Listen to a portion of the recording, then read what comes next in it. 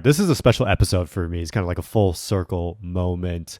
Uh, Today we've got JC Rodriguez, a part of our show. For those who don't know, JC and I originally met from work that we've done together on Declassified. JC fulfilled the Declassified journey of becoming too expensive for me to keep him on the team, which is all about the show that we want to be talking about today, right? How creators make money. So, JC, welcome to the show. How's everything going, man? Things are amazing. No, this is definitely full circle moments. You caught me when I was in college, like just making videos, street interview style videos. And, Justin was the one who initially sent me a cold email asking me to kind of be a personality for Declassified College back when I was in college. So it was definitely relevant to what I was already talking about.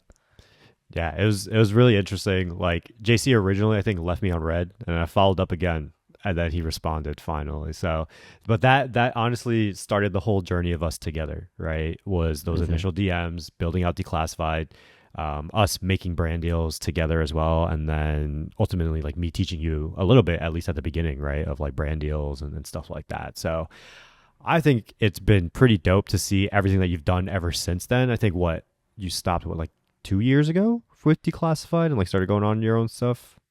Yeah, pretty much when I graduated college. So May of 2022.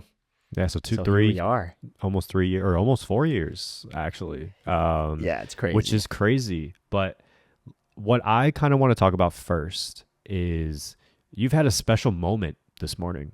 You were on Fox News. Tell us a little bit about what happened, like how that even all got started. Nerve-wracking moment, dude. I'm still sweating from it, but literally this was an opportunity that came up yesterday. They just sent me an email. I just saw Fox Business on the subject line. They told me that the host of their show, Varney and Co., he goes on like every morning. He liked some of my content. He wanted to talk to me, and they gave me a time slot the next day. So of course I'm like, heck yeah, I'm gonna take that. And so that was cool seeing a what national TV looks like remotely. It's basically me sitting in a Zoom waiting room, just watching the news on one side, seeing my face on the other side, hearing producers whispering in my ear like where to position myself, and then I just wait for the host to kick me off. Yeah, dude. So what was funny though is that like I was all prepped. I thought I was gonna have this whole like 5 minute segment, probably 60 seconds max that I was on air live. It was a blur. Talk us through, like, what did you talk about? Yeah, so one of the recent series that I've been doing this year is called Finding Quiet Millionaires. And so my channel is all about personal finance, helping build habits amongst the next generation. So I've been talking to some of the older generation, like Gen X, boomers, about their wealth building journey and how a lot of them have become millionaires through just small, simple habits. And so for me, my goal is to go, hit the streets, interview strangers, people who don't look like a millionaire or like the idea of a rich person on the outside, like very plain looking people, but then finding out that they're actually millionaires that have done a lot of good things financially. And so that's why Fox Business reached out. They wanted to see they wanted to ask me what were some of the correlations they saw amongst the quiet millionaires, and for me to just give that insight. So cool opportunity. And I am posting all about it. I'm going to use that as my little credibility to appear on other national shows or segments. And then, like I said, brands might come up from that as well too. What are some of the correlations you found these quiet millionaires, and how do you identify someone who's a quiet millionaire? Yeah. Okay. Here's the sign. Okay. They look clean. All right. They look like they bought their clothes from like Costco though. Like very, very generic clothing, but they just look a little put together. Typically I interview like married couples. So a lot of them that I've noticed are married, And from what I've noticed too is that they all started investing at a young age. Typically when they first started working, they opened a 401k and just started putting money away consistently, which I definitely still think is something creators should be doing as well if they're looking to, use this career still as their vehicle for having, a financially peaceful life later on as well. So a lot of these people too are very frugal. Like like I said, they're not wearing flashy clothes. They don't have the designer handbags. And I typically ask them what kind of car they drive, and a lot of them drive Hondas and Toyotas. We love our How Asian do you cars. Yeah. I see you do a lot of street interviews. How do you like approach people on the street to like interview them? Do you just say hi? Do you want to be interviewed? Like, what's your strategy? Because I'm always so awkward when I ask people like I don't know to be interviewed. Yeah, this is a question I get a lot, especially because street interviews are a great way to get an initial, get some traction on your content. That's what Justin and I first started creating when we started working together. I tell people never ask people for permission to get them on a video. Like if you go up to someone and ask, "Hey, we're making a TikTok video. Do you want to be in it?" Typically that leads to them feeling like they're about to get exploited or or like you're just looking for a gotcha moment and they'll quickly say no. How I pitch people is I'll walk up to them and I'll say, "Hey, we make videos to help the next generation learn about finances. Today we're asking this question." And at that point, people's guards are down because who doesn't want to help the next generation learn about finances? So it's a real easy ask when you position it as them helping the viewers of the video as opposed to, can you just be in my video so that I can go viral with your content? Yeah, I think that's great positioning. Like even I think I remember like with the declassified side, we'd always approach people saying like, "Hey, would you like to help college kids?" Right? Because again, it's like who doesn't want to help college kids, right? And so I think it's all positioning, getting people's guards down. You mentioned frugal living. If you want to give everyone who's listening a little bit of an explainer of like why frugal living is so important, not necessarily just to you, but like to the content that you create as well. Give people like a quick brief of like what does JC actually create nowadays? Because they may have seen you for the street interview stuff, but I know that you've got like another low key channel that you're starting to build around this. Yeah. So when most people hear the word frugal, they think of the word cheap. And that's how I used to think about it too. Turns out frugal living is just about spending your time and your money intentionally on the things that actually matter to you. So when you're being frugal, you're cutting out expenses or activities or time wasters that don't add value to you, but you choose to spend your money on those things that do add value to your life. So that looks like me continuing to drive my Honda Civic and not upgrading it because I would much rather spend my money on something like travel, which is what my wife and I do all the time. And so that's a concept that I wanted to share, especially now with a lot of finance content, a lot of wealth building content being this mysterious path that's only reserved for entrepreneurs or influencers or trust fund babies. I want to show people that you don't have to do anything crazy or get lucky to build your wealth. It just takes consistent habits and behaviors over time. And so that's why I wanted to change the pace of how we highlight people who have built wealth by creating these videos. And then also by me starting a new YouTube channel where I literally only focus on that audience who's interested in the financial behavior, frugal living side of things. So just this last year, this was my most fun project. I grew most of my career off of short form content, so like Instagram, TikTok. But this year, I decided to switch directions because, with short form content, you can only build so much community and have so much time with your audience. I wanted to create a long form YouTube channel, which I know is something a lot of short form creators want to do. And within the last year, we went from 0 to 45,000 subscribers. And honestly, it's the most loyal, dedicated community I've built. And they're a lot more, I guess, mature and their retention's a lot better, I would say, than the audience over on Instagram and TikTok. So it's fun making content for them. I think that's been amazing. And I've been talking to you kind of like throughout this whole process every once in a while, right? Right. Like I feel like we chat every few months or so. And it's been awesome to see the growth of it. Because I know at the beginning it's like, oh my God, can you talk us through? You basically left 1 million+ followers, right, on the table, essentially, when you shifted from short form to long form. Even like your YouTube channel, you created a whole new YouTube channel rather than like building upon your previous one that had, I think, like over 500K on it, I think, right? Can you talk us through, how did that feel? But like, what was your mindset in terms of starting something literally completely new, let alone getting rid of 7 figures worth of followers, basically. Yeah, so I had a YouTube channel under my name, JC Rodriguez, if you look it up on YouTube. And that was all dedicated towards my street interview content. And most of that audience, like you said, 500,000 plus subscribers, that subscriber base was built off of YouTube Shorts.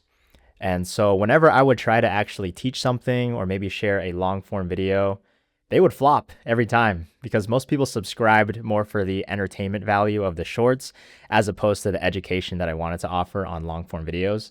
So I experimented. Like I thought I could push through this. I would think, my short form audience, they're going to learn. They'll eventually enjoy my long form content. But after 6 months of uploading long form videos on this channel that had 500K subs, but I would only get 500 views on a long form video, I knew it was about time, and I think I had enough evidence to go ahead and start a brand new channel.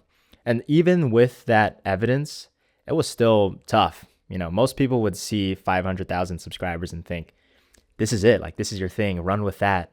Make it work as much as you can. But I decided, let me start fresh. Let me create content for an audience that I'm more energized to make content for. And so against most people's advice, like I went ahead and started a brand new channel at the end of last year or at the end of 2024. But it was a slog. Like you said, if anyone's trying to break into long form content from short form, it's a whole different beast.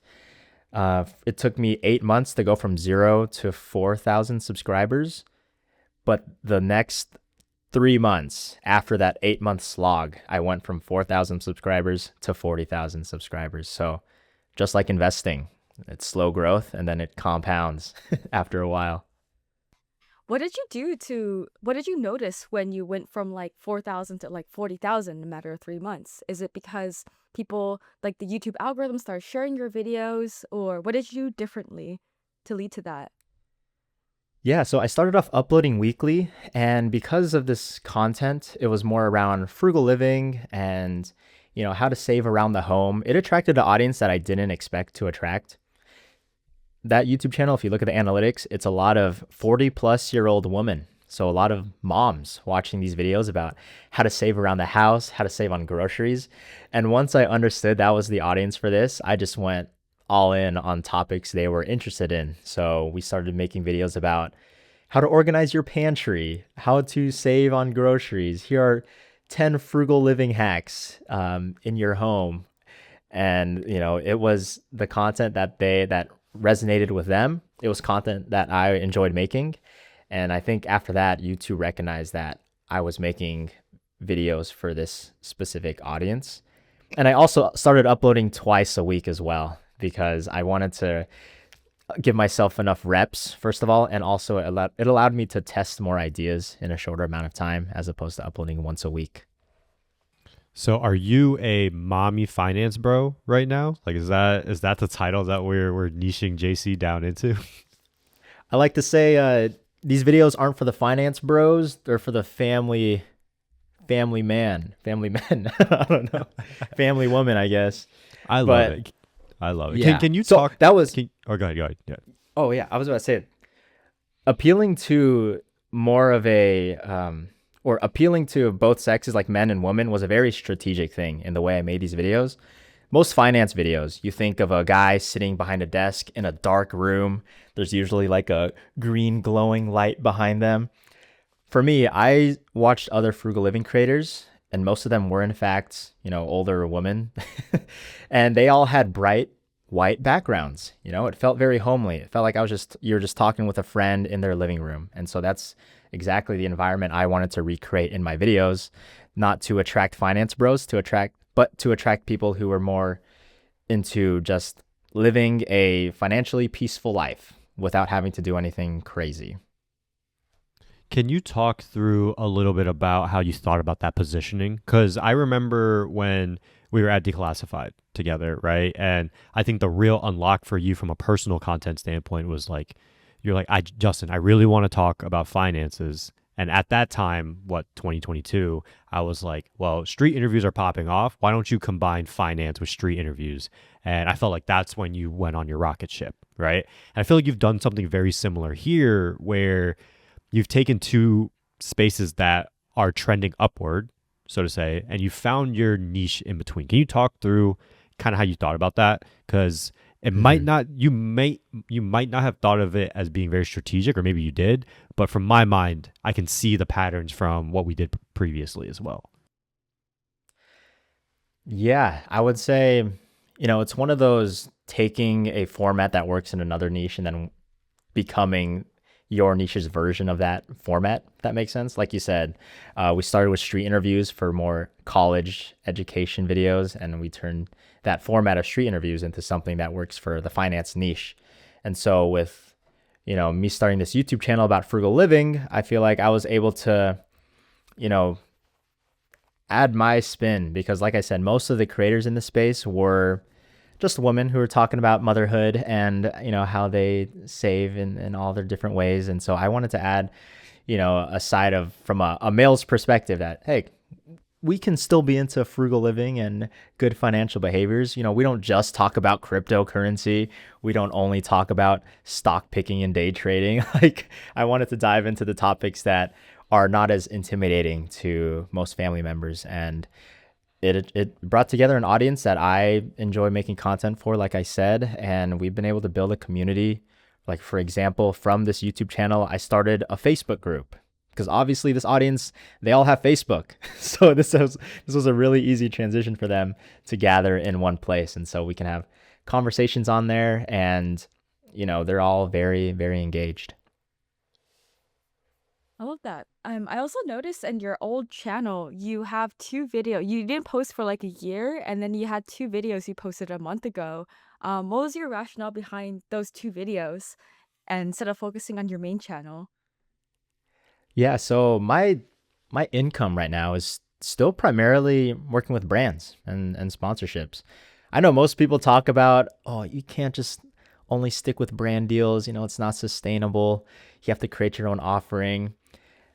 I think that depends on where you're coming from as a creator. A lot of us, some people are a business first and then they create content to lead people to their business. Some people just like making content and they slowly start building a business out of their content and the audience they've already built. For me, I'm more on like, I enjoy making content. I enjoy being a media channel. So I'll take the brand deals if you don't want them. So in this case, this was a brand who wanted me to create a street interview style video. And they wanted to also use the videos, get the usage right so that they can use it on their platforms. And I felt the best place to put a street interview video was on my old channel where it was only street interviews. So it just worked out where they didn't care about the subscribers or they didn't care about the engagement. They just wanted me to post the video somewhere, that makes sense. And so they just were down to use it from that point. The thing is, though, I think I want to integrate street interviews into this new frugal living channel because I think there's still definitely a space for it. But I'm still going to primarily film from my home, and then it'll probably be me just going out for a segment of the video to do some interviews. And I think that'll accelerate the growth of the channel as well, too. Yeah, very high CPM niche, 40-plus-year-old middle-aged woman. Definitely buyers. I'm so What is a curious. CPM for this for one of your YouTube videos? Thing is, because my topic's frugal living and saving money, it kind of attracts that good audience, but also their mindset is on saving. So they're not exactly the kind that's going to go splurge on like fitness equipment or something like that. So I'd say I can't speak on my CPMs, but RPMs are around $11 to $13. Oh, that's still pretty. That's still pretty solid though. Like, Not bad. I'll take that. I think like Mr. And I'm Beast says he's at dabbling. like a $1 or $2, so that's solid. Yeah, yeah. I'll dabble into some investing topics too, and those videos for sure do a lot better regarding CPM, RPM. I'm curious, like all the people you've street interviewed and also with your own life, what was the craziest frugal story you've heard from people? Because one time I saw on LinkedIn that someone was posting about how they were like on a work trip cooking chicken and the coffee machine to save the company money. I thought that was something crazy. But what are some crazy frugal stories you've heard from like rich people and yourself that you practice? Yeah, I try to steer clear from the extreme frugality. I think that's one way I tried to pivot this. The name of my new channel is The Frugal Rich because I want to show people like you can live an abundant life while still, being practical. So we don't dive into the frugal hacks like using a little bit of toothpaste each time you brush so that you save a couple cents. Like we skip over that. But I would say out of my street interviews, you know, I thankfully they don't go viral for like dumb things. They go viral for smart people who end up getting interviewed. So this one couple, he was a policeman and a teacher. So obviously you don't think high salary, but they were retired by the time they were 50. They were, you know, totally financially peaceful. They were multimillionaires, and of course, they were working jobs that you wouldn't expect to be leading up to a millionaire status. Like a teacher. Turns out teachers are actually amongst the top 5 careers of millionaires, and that's something I learned while doing these interviews too. So that was pretty shocking. Wait, what did they do? How did they get there? Because I think teachers, their salary is really low in America, which is sad. But what did invest in index funds? Like, what did they do? Yeah, so most teachers, they are used to planning. They plan out a whole curriculum every single year. And so that pattern of planning and executing is something that also applies to your finances. So teachers are amongst the top careers of millionaires, as well as accountants and as well as engineers. So all people who are used to planning and executing on a plan. That type of behavior is millionaire behavior. That's so interesting. I feel like also too with teachers, and I've definitely fallen into this trap a little bit as well. But like teachers are typically not surrounded by other like really bougie people, right? So you don't get that influence around or of people around you, right? Versus I would say in the creator world it's super hard, right? Because especially if you live in any of the hotspots, it's like like you might not be trying to, but everyone else is trying to flex upon flex on each other. I mean, we've seen it at VidCon. JC, you and I always send messages like on IG of each other whenever we see like a stupid LA meme about like, oh, what's your follower count or whatever it is. Grace seems to be having a lot better of an experience than both you and I have had in LA, which I think like great for Grace. Love that. But I feel like that also plays a role into it, right? Like, yes, I agree. Like teachers definitely should be being paid more, but I also feel like they're not exposed for better or for worse to rich fancy lifestyles and like trying to keep up with the Joneses, so to say. For sure. Yeah, who are they going to flex their Gucci bag to? Third graders? Like they're probably wearing as plain as it can get when it comes to clothing and flashiness. Yeah, I feel like who you surround yourself with, because like I'm from San Francisco. It's a totally different world. Like there's so much more money, and people are more richer in San Francisco, but people dress up, have fancy cars, have nice houses, more showy, more designer brands here in LA, and I'm trying to not fall into it. But I've just noticed that like who you surround yourself with really dictates how you spend your money. Like in San Francisco, Yeah. like tech CEOs, Elon Musk, Sam Altman, they just wear like t-shirts and jeans. Versus in LA, if you go to Beverly Hills, you see anyone with just like very fancy brands and driving fancy cars and flexing on everyone. It's crazy. People, Yeah, that's why. yeah. Go ahead. Oh, I was about to say that's why my street interviews, the purpose is to be kind of the how would you say it? Like the contrasting kind of content as compared to Daniel Mack approaching the people in sports cars asking what they do for a living, or the contrast to School of Hard Knocks, where he interviews billionaires about how they built their wealth through their entrepreneurial ventures. Like, I want to talk to Sally, that's a teacher that became a millionaire from her 401k and from driving a Honda.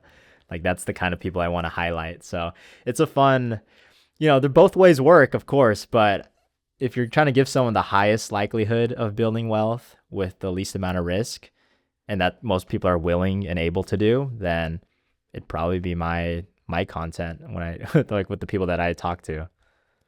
I love it. So I feel like we can take this conversation in one of two directions. We can either go and focus more on like the content nerdy stuff, or we can focus more on like how you negotiate brand deals, how you're getting these brand deals, and side of things. Which route do you want to go, JC? Um, I think we can go into the like how my business works. Yeah, like Okay. So the brand let's deal nerdy talk stuff. about it. I think so. I know a little bit more. I feel like I know a little bit about it, but let me know if you want to talk, and we can cut this out if not. But if you want to talk about how, in my head, again, you are very strategic in terms of this very big brand deal, let's call it that you're doing with this larger company to be able to give you the flexibility to work on this new page that you've been working on for the past year. Do you want to dive into Hmm. that, or like I think you know what I'm talking about? Yeah, yeah. I actually want to talk about how because along the lines of what we've been talking about, like building wealth in a peaceful way, I feel like I've been able to build my business in a peaceful way without taking like big risky jumps. And so I just want to share how I strategically, was able to work through different deals to get myself to a place where I can like be creative still while like still getting a consistent income. Yeah, let's do it. Yeah. Let's dive into that. Perfect. I guess like Okay, to so take it back. I'll Oh, go start. ahead. I'll start with a Mhm. question. Or Grace, do you want to start? You can go if you've got a Yeah, I was question. curious, like, how did you get started in content creation? How did you find your niche? How did you start making money from it? All that jazz from the beginning and the lessons you've learned along the way. Yeah, so I definitely did not take like a huge, like risky jump full time into content creation. I was honestly kind of pushed and nudged this direction. Um, for like what people didn't know from the beginning, like Justin and I, we started making content and growing this declassified college page together when I was in college. And I tell people who start off making content, like meet people who are doing the thing in the creator economy. Like meet someone that's actually making a living off of it. Justin was that person for me. And I always tell people like kind of find your Justin, like your person that can show you the world of the creator economy and like making money is a real thing here. And that not only will like show you the how, but it will also give you the belief that you're able to do it. Because I see Justin, I'm like, normal guy. This isn't anything crazy here. Like if he can do it, I can probably dabble in and try my hand at it too. And so once I was first earning an income from there, once again, thanks to someone showing me the ropes of how to secure brand deals, I was confident enough to go full time because by the time I left a traditional career, which initially I was going to be a financial advisor, I had my first 10K month in the content creator world. And so that gave me confidence to, you know, split off in that fork in the road and go into content creation full time. Obviously, I did not make 10K a month for the the following months after that, but that was my evidence that I needed to like feel confident doing this full time. And so from there, my goal has always been to find and work with brands that are like long-term partners so that I'm not fretting every time I just upload one video for one brand and I have to go and find another one because you can end up in a real big feast and famine type of business if you're just doing one-off brand deals. What was the 10K from, and how do you develop these long-term relationship with these brands? Yeah, so that 10K deal that also came about because I was meeting people in the creator economy. I went to a conference. It's called FinCon. It's a finance content conference. And I met a contact there. His name is Austin Hankwitz, big name in the finance space. And he connected me to a brand that ended up being my biggest brand deal outside of the stuff I did with Justin. And so just from putting myself out there and meeting people at a conference that I had zero connection to, that led to me getting my foot in the door for full-time content creation. And so let's talk into the next phase because I feel like you touched upon it a little bit, but I think you can dive a little bit deeper. And what I mean by that is the feast and famine, the ups and downs of the content space, right? When brand deals are great, which they were in 22 and 23, life is amazing. But as a lot of creators have really found out over the past like 2 years, brand deals can go up and down depending on how the market is, depending on if your manager is good or not, depending on if you're willing to go out and like negotiate and find deals yourself.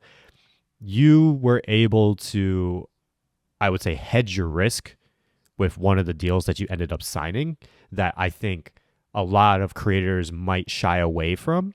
But can you talk through that a little bit and then um, be able to talk about how that gave you the flexibility to go out and actually keep creating content on your own. Mm-hmm. Yeah, if you were in the creator space 2021 to 2023, you would always hear these crazy stories about, wow, I heard that creator made 80K last month, or that creator made 6 figures from one deal last month. And I realized a lot of these creators who got their initial push from 2020, 2021, 22, 23, a lot of them can get complacent when you score a big brand deal and you treat that as like, all right, this is going to carry me for the next several months. And that's what I like to view as an elevator approach to getting brand deals. Like you take that one brand deal up, you get off, and then you have to go back down with nothing in that elevator anymore. The way I always viewed brand deals, and it's the same way I viewed sales when I had like a sales background in college, I always viewed, working with brands as like an escalator as opposed to an elevator. So escalator, you're constantly having this flow of people going up. As people are getting off the escalator, people are already going on, and people are on the escalator while everything else is happening, as opposed to an elevator, which is like feast and famine. And so even if I had a great brand deal, like this 10K one when I first went full time, I was still prospecting. I was still creating good content to pretty much stay relevant so that I was still getting inbound emails for future brand deals. And I think a lot of people can get complacent with like those one-off deals that seemingly will carry you for a year. And after that point, that's when I decided like, this is nice. Like I have a good flow going, and I kind of outlasted the people who have, had their push during COVID times. But now it was time to like secure a long-term partner. And so because I was already working with brands and I had a lot of brands like under my belt pretty much as people I've worked with and that trust me to make content for them, I think that put me in a great position to, be reached out to by a big brand like NerdWallet. If you go on NerdWallet's page, I'm their primary personality, their creator. And they felt comfortable reaching out to me because one, like I was making not just one type of content. I was always trying different formats. So they knew that I had, a variety of content I can make. And then two, they saw that I was trusted by other brands as well too. So that was a whole interview process still, even with that knowledge. But thankfully by the end of 2024, we were able to get something in with them to be like a long-term deal. That's awesome. I love dive into this, but Justin's recording is stopped. I think he needs to join again. Yeah, he'll be Okay. right back. I would just like love to dive into, I guess like once he joins back, like the escalator mindset and how creators can do that today. Because I also relate to that a lot. Because sometimes like during 2024, 2023, there's a lot of like big brand deals, and sometimes they like dry up. But I'm starting to get them again. I'll be right back. But yeah, wait, let's see if Justin, are you recording again? Yep, I see recording now. Okay. We're good. Oh, awesome. Nice. Cool. All right. So you mentioned the escalator approach, kind of like, because I know in 2022 during COVID, the brand deals were crazy. And then I guess like they kind of dried out for some people. But how do you apply that? How would you recommend creators today do that? Like having like the escalator approach versus like kind of like steadily growing instead of like doing like a big chunk and stuff like that. Yeah. As we know from that initial email from a brand that they want to work with you to you getting paid, that can be 3 to 6 months, and so that's why it's always important to have brands in the pipeline, and using sales terms, like as brands that you're making videos for are happening, you should still be responding to emails, or one easy thing for me is just putting your email in your bio to allow people to easily message you about opportunities that come up. And then another way to keep your pipeline full is by reaching out to brands that you've already worked with. Reach out, send an email to a brand you worked with 6 months ago and ask, hey, any feedback from the client if they're an agency, or just ask the brand directly for feedback and just start a conversation. Or maybe, hit them up with an email and say, hey, I have some new insights from this last year about what's trending regarding short form content. And then you can still share value with them even when your deal is done, so that you become a name that they can easily go back to. It's all about really staying at the front of these brands' minds or the agency's minds. Like stay relevant, stay front of mind for them, and they won't hesitate to reach out so that your pipeline is always full. I love that, keeping a full pipeline. Yeah, I should follow up on my brand deals as well. How do you go about pricing these brand deals as their followers grow? Do you like, I know Justin, he doubled his price every time it worked. What was your pricing strategy, and do you work with an agent? So I used to work with an agent. I tried out a couple agencies, and slowly they each became like email management. You know, that's pretty much what I got out of them. And so I ended up going fully independent this last year. And there's other stories behind that too, of why I don't work with agents as well. But now going independently, you know, this is, you know, it's made things a lot easier. You know, I keep my 20% cut or whatever. And I'm a finance guy. I would say for a lot of people who aren't really into the money or into the finances, they just want to focus on the creative. An agent can make a lot of sense. But if you're already kind of a finance nerd and you like looking at the numbers and you know that about yourself, why not go ahead and be the one to negotiate? Because I'll be honest, I think Justin finds this true too, but it's kind of fun negotiating. Like It's fun when it goes throwing out through, when these you get them signed and it hits the bank account. for sure. I heard a good saying, like when you initially send out your rate or your rate card, it should kind of make you feel a little queasy. Like if your stomach doesn't hurt a little bit hitting that send on that email, then you're probably not asking for enough. And so a lot of common sense goes into it too. Like how big is this company? Is this just a startup app? Or are they a very well-established brand? And so that really adjusts the way that I send out these initial rates. Hmm. What was the crazy story you've mentioned, if you're allowed to talk about it with the agencies? We're working through things, but let's just say I still don't have like some of my cut from old brand deals. That's really rude. It's so Yeah, rude. it's so rude. It is actually bad. No. It's pretty terrible. We love the But stories. that's what I'm saying. Okay. Yeah, I'll say though, even when a blip like that happens, that's why it's super important to manage your cash flow well in your business and to not spend money that you're going to make in the future. I think a lot of creators will score a brand deal, shake hands, you know, but send the invoice, but you did not see that money in your bank account yet, but they'll quickly spend money as if that money is already in their bank account. And so that's why it's important to, you know, don't spend your future earnings. Like spend your money when the cash hits your account. I feel that, man. I want to talk about other streams of income. Are you thinking about them at all with the content that you're creating? Obviously, like you said, most of your income is coming from brands, whether it's like the more UGC stuff or if it's like actual brand deals that most traditional people will think about. But have you tried anything? I know you've got like a newsletter. Like, are you looking to diversify your income at all right now? Definitely. My two main sources of income are UGC content, and these are long-term UGC deals where I make content for a brand's page, and you know, they pay me a consistent retainer every single month, and it's like locked in for a year. And then I have my brand deals, which is the other half. The only thing is that making UGC content, I think most creators will only last so long making content for someone else.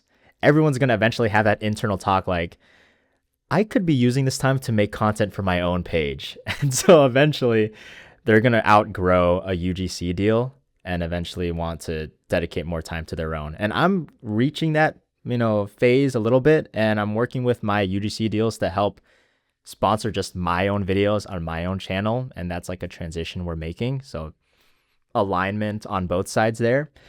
And with that extra time now that I don't have to dedicate towards making someone else's videos, I want to use that time to start focusing on my own offerings and creating value outside of just deals for businesses, but like actual offerings for my audience and my viewers, because I'm definitely leaving a lot of, you know, value on the table, leaving a lot of, you know, help I could offer on the table.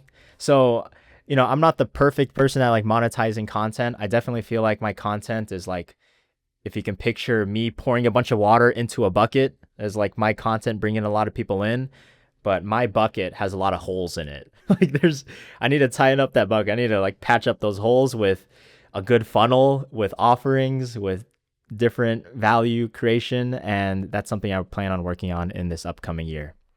What kind of offerings? So with the finance niche, what's interesting is that, it feels kind of weird to offer like one-on-one coaching for someone really struggling with money. I know that's like a mindset thing. But I feel like at my point where you have a mass audience, like I need to create a one-to-many offering. And so I'm looking at group coaching. I would love to help my audience go from, a $0 net worth to reaching their first 100K net worth through a program that I create for them that they can use to, invest into themselves and to get serious about their finances. So group coaching is one offering I'm interested in. And I still want to give out just some low ticket offers as well. Like right now I'm working on a software to help people manage their subscriptions, and also like, manage their data online. There's a lot of those like Delete Me, like a software that like erases your phone numbers and emails so you're not getting marketing messages. There's a software company reaching out to me to help develop something like that for my audience too, that we can slap the Frugal Rich brand name on as well.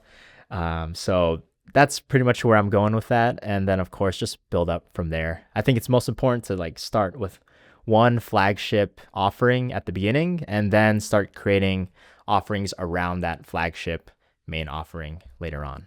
What's the goal for this? Are we going to see JC Rodriguez as the next Dave Ramsey, as Caleb Hammer, where you've got like a huge, massive like financial media empire, right? And you're, for lack of like, I don't want to say squeezing your audience for every dime and nickel that they have, but like there's definitely a lot of content creators that do that, right? Or are you going to be like, okay, I'm just going to slowly grow this thing, gets to a point of stability, like you and your wife are just kind of chilling, you're able to live the lifestyle that you want to live, and that's kind of it. You're not really there for world domination. Like, where do you kind of lie on that spectrum of content creator? Yeah, I love that question. I think it's very important to know yourself and know what activities are energizing to you. I enjoy making videos. I enjoy, like I did this morning, like something cool, like appearing on national TV to share your message. So the goal is for me to be a personality in the finance space. Like I want to be that next generation voice that can represent that small subset of people who care about frugality and care about being a quiet millionaire. So I do want to build this around as like a media business, but then still have something, me creating a group coaching offering is literally just for the audience. Like I don't even think about that as like my main income. I don't think it's going to surpass brand deal income for a while. I just want it to be a place for audience members if they do need the help and they trust me already. Like I want them to have something that I can give them, coach them through at scale. And so, yeah, finance personality, that's the big picture, big play. And I think if I'm continuing to, put myself out there and am staying relevant in the finance space, who knows where it could go? I think you can only think so far in this space, but when you're constantly uploading and you're constantly popping with your content, you don't know where it could lead. So I've just accepted that, and that's kind of part of why I enjoy this journey. I don't know what the next step's going to be. I think eventually I'm going to want to make it a more legitimized business as opposed to me showing up for every piece of content. But for now, I enjoy hitting record. I enjoy being the one on camera. So I'm just going with what I enjoy. That's so fun. I relate to that a lot because I have no idea what I want to do either. Just want to be like a design personality here. Do you have like a editor, or like how do you come up with video ideas to stay consistent and good editing? Yeah. So at this point, my team is just me, and then I have contractors. And so I contract an agency to help create my long form YouTube videos. So 8 videos a month is what we do. And then I have an editor to help me with any other edits for my other channels or my Instagram. A lot of my short form stuff, especially my street interview conversations, those are all edited by me still. One, I'm the person who knows the context fully of that conversation, and I know how to pull out the parts I want or don't want, or I rearrange the conversation for the story to make sense. Eventually, I want to get to the point where I can hire a videographer that also knows how to edit, or at least have an editor on site so that they see the conversation as well too, and can edit it in the proper way that has, and they have all the context of that conversation. So we're slowly building. But as far as editing, yeah, I'm trying to outsource that as much as possible, especially for a talking head video. Someone can do that. I love And it. I just want to add too, one thing to help your editors, leave verbal notes while you're filming. Like I'll be filming a video at my desk here and I'll say, hey, today in this video, we're going to talk about the 5 steps to becoming a millionaire. And then I'll tell the editors mid shoot, I'll be like, editors, can you add like 5 little bubbles as I'm saying that and like blur them out to create some curiosity? And because of those verbal notes already there, it like shortens a lot of the feedback process. That's super smart. Because I know when we were doing editing, right, like it's all in a doc, a back at declassified. So that's actually a good note because like I'm having to get back up in front of the camera now. So it's been a lot of fun. And so I'm trying to figure out editing workflows and everything like that. That's a really good note I'm going to take from here. I think we've got time for one question each left, Grace. I've got my question where you've given a lot of hacks, or not a lot of hacks, but a lot of creator beware moments during this conversation about finances. Is there one thing that you wish creators understood more about a frugal lifestyle?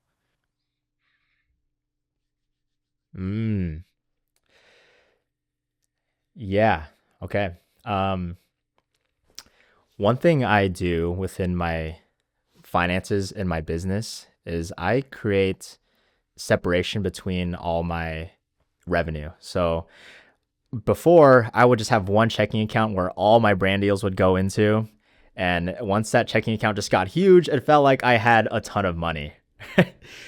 You need to create a system to pay yourself first and to save into different funds for other expenses for your business. So, for example, one of the easiest things you can do is set up an automatic transfer from your checking into a tax bucket for your money. So at least you're setting aside money for taxes every year.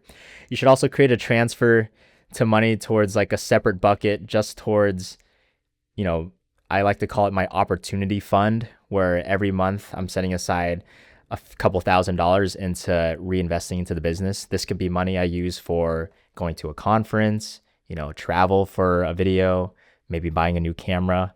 So I separately see another fund just for investing into my business. And then of course you set up an automatic transfer to yourself. If you pay yourself a salary, or if you take owner's draws or distributions, you can have a separate bucket for that. But for creators, you definitely need to create a system for how you manage all that revenue coming in so that you don't just think you're balling once you see that paycheck hit. Like you should set aside your emergency fund, your tax fund, your opportunity fund, all that. The same way you would manage your personal finances, so you don't end up, dry and in a famine season again. Yeah, I need to set up that system as well. How do you decide how much to pay yourself? Well, I guess that's a personal question. Another question. I'm curious, more like specific money wise, only share numbers if you're like feel comfortable. Because you mentioned like more like influencer deals where their videos go on your own channel versus UGC deals where videos go on the company's channels. How do you go about pricing them? Yeah, for me, I create pricing as to what makes me feel, one, that I want to make videos for this brand. So like you have to give yourself a number that makes you excited to make videos for the brand. And then 2, you want it to be able to cover all your overhead for making the video. So whether that's, you're going to pay an editor to help you with that or not. And so that's honestly my gauge, like what is going to make me stay motivated to keep creating videos, especially if you're going to lock in a long-term deal. Like it better be a nice, lofty amount so that, you don't outgrow the rate that quickly as well too. Cause like I said, if you're ambitious, like you're going to eventually feel like it's time to move on at some point, unless the brand is able to, compensate you at a rate you're comfortable with. So pricing it, It's always nice when it's six figures. I don't know why. That's just like a nice 6 figures a year for like a UGC deal. Like that's pretty killer. I'll tell you that. Yeah, I'm curious, how do you know when you're ready to take on like a six-figure deal? And I'm also curious to walk through your partnership with NerdWallet. Like, how did you first meet them? How did you build that relationship? How did you get that long-term deal with them for creators who want to have more long-term deals? For sure. This was interesting because when they reached out to me, I was just like one of several other creators that they were like vetting for this, UGC personality position. I think one thing that helped a lot in getting this UGC deal is showing that I know how to make multiple types and formats of content. I wasn't just like a one trick pony on TikTok where I only make one style of video and over again, but like they saw me on the streets. They saw me at home. They saw me make lo-fi videos. They saw me make meme videos. They saw me do all these different types of videos. And so they felt confident enough to bring me on so that if they had a new style they wanted to try out, that I'm able to execute on it. And so just being able to execute different formats is going to be really helpful if you're looking for a UGC deal. And that can give you the leg up on some of the other people that they might be vetting as well. I love it, man. So those creators out there that are looking for those UGC deals, like I think to simplify everything, like breadth of content, being able to do more than one, just like a street interview type persona, I think there's a lot of opportunity for you right now. Even from like a handshake standpoint, like if you're able to show us that you can do different types of piece of content, I'm more than likely to hire you, or my team's more than likely to hire you, because it's like I'd rather work with just one person than having to find 5, 10 different people for different concepts, right?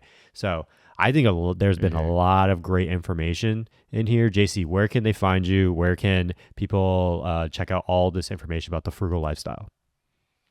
Yeah, if you want to see my new fun YouTube project, look up The Frugal Rich on YouTube. That's the long form channel. If you want to follow me on Instagram to see some of the interviews and the short form stuff, go to jcrodriguez.co.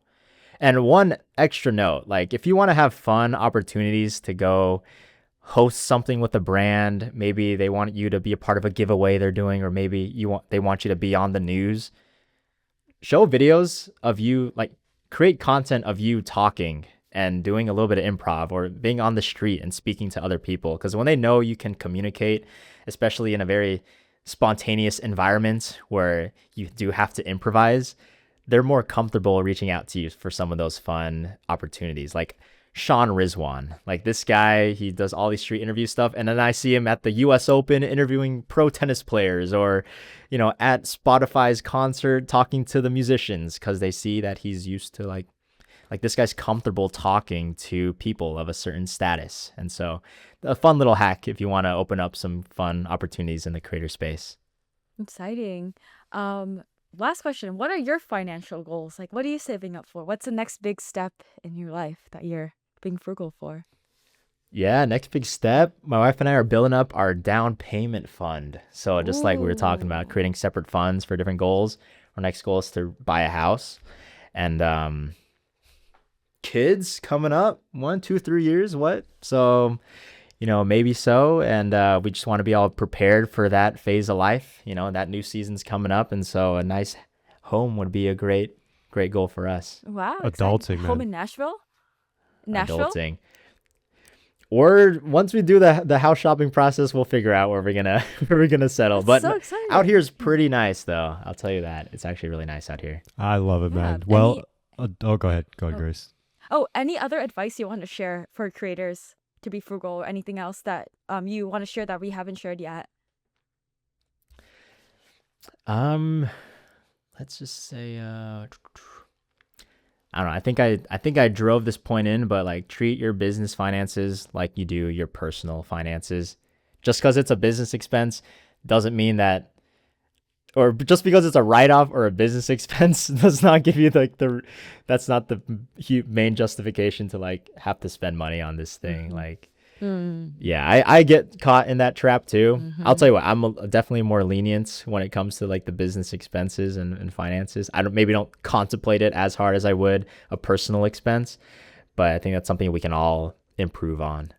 I love it, man. Adulting, write-offs does not mean it's free, and make sure that you at least pay a little bit of attention to the frugal life, especially as a content creator. So, JC, appreciate you as Exactly. always, man. This has been a great episode, and until next time, guys. See you guys. Peace. Thank Thank you. you.